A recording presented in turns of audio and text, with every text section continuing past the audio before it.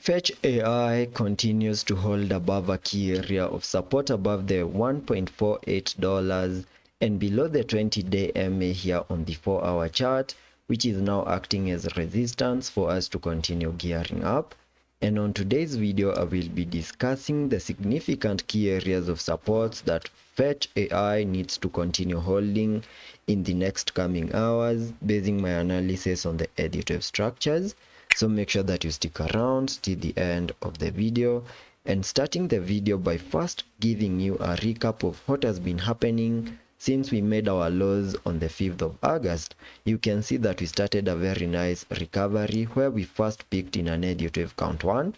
then we saw a bit of a short-term pullback in a wave 2, then we saw a bounce in a wave 3, a wave 4, and finally peaked to the upside in an additive count 5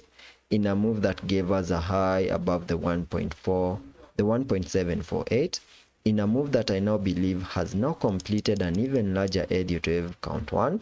And after we picked in a larger additive count 1, whatever we expect next is a corrective structure in an additive count 2, whose minimum target areas can be given by pulling the fibs from the lows that we made on the 5th of August to the highs above the 1.74,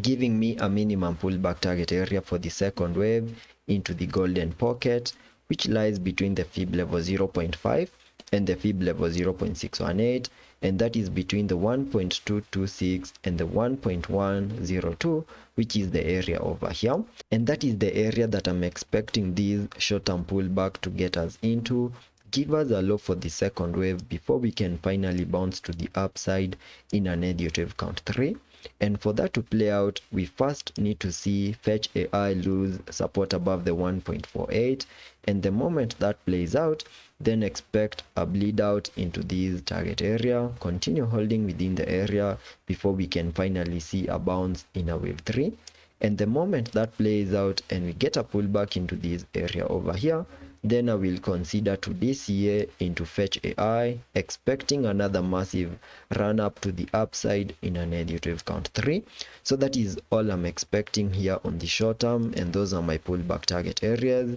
So let's be patient and see how that plays out, and I will be keeping you up to date.